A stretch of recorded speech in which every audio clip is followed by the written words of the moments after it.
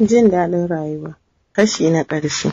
Kyakkyawan haƙa ya dinga mata wanda ya sa ta dinga cewa baba ya taimaka mata. Sai dai abin ya ba ta mamaki don bata taɓa tunanin ba za ta ji zafi ba. Shi kansa Alhaji Nuruddin da ya ji Zuhura daban take a cikin matansa, don kaf matansa da ya kusance su a baya babu wacce ke ɗanɗanon Zuhura. Neman agajin ya ɗaga ta fara yi bayan ya janye bakinsa a nata, amma far sai cewa yake idan ina haƙarki wallahi kamar ana ƙara min ruwan madara da zuba. Allah ya miki albarka. Allah na maka godiya da ka mallaka min mata wacce za ta share min kuka. Sai fa da Alhaji ya cicake ta son ransa sannan ya ɗaga ta. Ta ɗago tare da yin lif a jikinsa, ya riƙe hannunta, shi da kansa ya haɗa mata ruwa ta kasa jikinta, ya bar ta su tsarkake jikinta ta fito, shi ma ya shiga.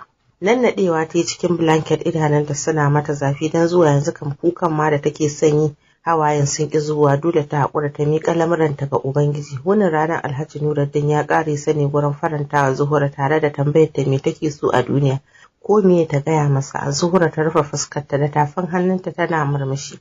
Satinsa ɗaya da aure, kwanciyar hankali da jin daɗi ya nuna a jikinta. Ba ta aikin komi daga yin sallah sai cin abinci sai kallon TV da kwanciyar bacci. Kasancewa jikinta ba irin mai sakewa ɗin nan bane, shi yasa ƙibar ta yi mata kyau. Ran da suka cika kwana 10 da aure ya kai ta gidansu, ga mamakinta gabansu da bayansu duka securities ne. Motarsa tana tsakiya yayin da motoci biyu suke biye da su, ɗaya kuma a baya. Isar su gidansu da kan nata tun daga compound ƙannensu da yayinsa da sauran 'yan uwa suka fito tarban Zuhura. Kowa so yake ja ta zuwa fat ɗinsa. Mama biyu ne a gidan, da mahaifiyar Alhaji Nasiruddin shi kaɗai ba ita ce uwar gida. Amarya kuwa tana da yara sun kai 7, biyar duka sun yi aure, kasancewa haihuwar kafin ta yaye take samun wani ciki. Suna zaune lafiya sosai da sosai, da in ka gansu sai ka rantse ya da kanwa ne, tsabar zaman lafiya har kama suke da juna. Wani Zuhura ta yi a gidan da yamma suka koma gida. Sati mai zuwa suka tafi Abuja a jirgi tare da securities, kasancewa yana da gida da motoci a can, kuma a ta wajen Maraba gidansu Zuhura yake. Shahida da mama sun samu labarin zuwansu, don haka suka fara hidiman shirya abincin turbarsu. A ranar baba sabon kaya sa da sabon takalmi don ganin marainiyar yarsa Zuhura. A falon gidansu baba direba ya yi fakin mota. Alhaji Nuruddin ya fito ya buɗe musu murfin backseat suka fito shi da Zuhura. Ta yi ƙiba sosai kamar mai ciki, haka suka kutsa kansu cikin gidan, bakinsu ɗauke da sallama. Shahida ta je da sauri ta runguma Zuhura cikin murna da kewar juna. Baba da ke tsaye bakinsa ya ƙi rufuwa sai sannu da isowa yake wa Alhaji Nuruddin. Ɗakin mama suka shiga, an shimfiɗa tabarma ga abinci da kunun aya mai sanyi a sabon kofi mai kyau. Shinkafa da miya mama ta yi, miyar ta ji kifi da kayan ƙamshi. Bayan an gaggaisa, direba ya sallama ya fara shigo da kayan abinci. Mama ta miƙe tana godiya ita da baba. Zuhura bata san ma Alhaji Nuruddin yayi siyayya ba. Ta sha mamaki, aiko cikin sigar so da ƙauna ta miƙa godiyar ta cikin ƙasa da murya ba tare da su mama sun jiyo sautin muryarta ba. Wani suka yi dan ya ƙi barinta ta kwana a gidan, wai shi ba zai iya kwana shi kaɗai ba, don haka suka wuce gidansa da ke Abuja, Wusetu. Shi ma gidan babu abin da babu a ciki, ya haɗu iya haɗuwa. Kwanansu 5 da koma Abuja Shahida ta zo. Alhaji Nuruddin ya ce sai ta musu 1 week kafin ta koma. Haka ko aka yi, kafin ta koma ta koma tu sosai. A taƙaice dai har aiki Alhaji Nuruddin ya nema ma baba a wani kamfani daban da ba nasa ba, saboda baba yana da hazaƙa sosai. A cikin wata 2 aka siyar da gidan su mama suka koma wani sabo dal. Ko da Umma ta zo sai aka yi mata kwatancen gidan su mama, aiko ta sha kuka ganin aljannar duniyar da suke ciki. Har ta fara mamaki wai mama ce da 'yar aiki, ita gashi ta yi 2 babu can babu nan. Baba ya aika mata da takardar saki. Bayan fitowarta daga gidan mama ta fashe da kuka, banda asara wai malamin da take zuwa gurinsa ne yake neman ta. A cikin zuciyarta sai ta ji ta tsane sa, amma ko me yace mata ba ta iya masa musu, har ta fara tunanin ko asiri ya mata. Ba ta da me ba ta amsar tambayar ta, don haka ta bar wa zuciyarta, sannan take zargin anya ba cutarwar da ta yi wa Zuhura bane ya juye kanta. Da wannan tunanin take kwana da shi take tashi. Daga ƙarshe dai malam dai ta aura, tana ji tana gani za ta ga mata suna shigowa karɓan magani. Gashi ba shi da kamun kai ko kaɗan, gashi yagiyar jaraba babu inda ta iya da shi, haka nan take rayuwa. Zain tun da ya samu labarin Zuhura ta yi aure ya shiga tashin hankali wanda shi kansa bai san ƙarshensa ba. Daga ƙarshe ma koma ya kamar wani gunki, tsabar ciwon zuciya da ya addabe shi. Yana sanar da cewa zuciyarsa na daf da bugawa, amma yake barazana da rayuwarsa. Hankalinsa bai kama tashi ba sai da ya samu labarin Juwahid za ta yi aure. ko labarin kai dukiya auren bai ji ba kawai sai sa rana ya ji. Nan fa ya ci gaba da jinyar kansa. Abba ne ma mai kula da shi, sai momi da ta kasa yin fushi da shi, amma damuwa ta cika zuciyarsa. A ran da aka ɗaura Juwahid aure da yaron abokin Abba, wani honorable yana da addini da kamala ga sanin ya kamata, bai samu ya halarci ɗaurin auren ba sakamakon wani azabar ciwon kai da ya ɗaga masa hankali. Ganin babu tsuntsu babu tarko kuma iyayensa sun zuba masa idanu, ya sa shi fara neman wacce zai aura ko ma wace ce.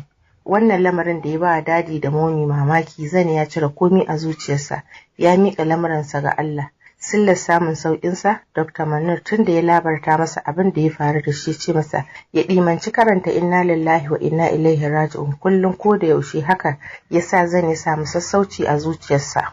Kwatsam wata rana ya haɗu da wata budurwa za ta shekara 23, 'yar boko ce sosai don har aiki tana zuwa. Suka daidaita, sannan iyaye suka shiga magana. Ba jimawa aka saka ranar biki. Abba shi komi bai nemi tallafin dadi ba don ya san babu abin da zai masa. Hajiya ma kawar da bacin rai ta har zuwa ran da aka ɗaura auren Zain da wannan yarinyar Sajida. Kyakkyawa ce sosai, ga ta fara sal.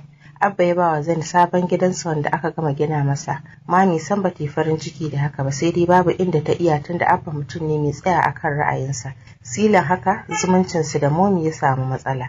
A ran da aka kai amarya gidan Zain, Dr. Manir shi kaɗai yawa Zain rakiya. Wannan duk a cikin tsarin Zain ɗin ne, don yana ganin matarsa kamar wata shugaba tsabar kyawunta.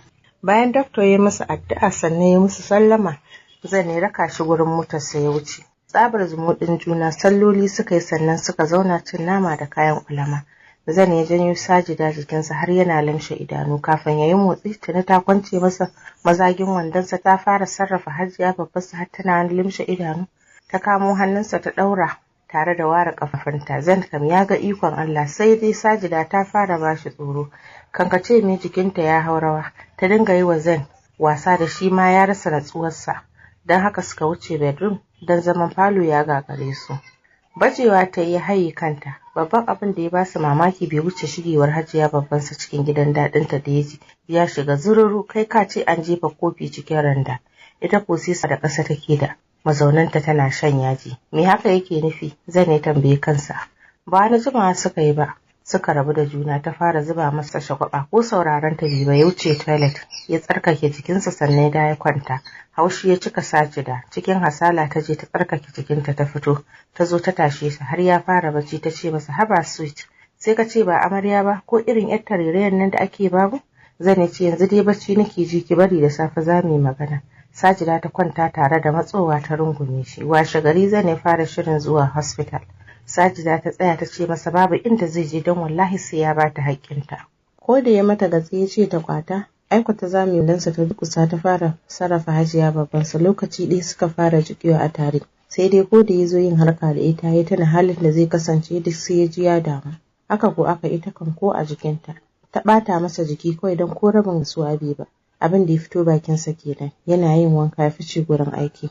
Ita ko ta koma bacci, bata tashi ba sai wajen karfe 12 sannan ta shiga kicin don neman abin da za ta ci. Bata wani iya girki ba, iya ruwanci da haɗa indomi kawai ta iya yi. Don haka tun tafiyarsu bata yi wani nisa ba, Zain ya ɗauko mata mai aiki, amma fa baya ɗaukin Sajida ko kaɗan. Sannan ya fara sha'awar yi mata kishiya, don in har ya ci gaba da zama da ita komai na iya faruwa da shi.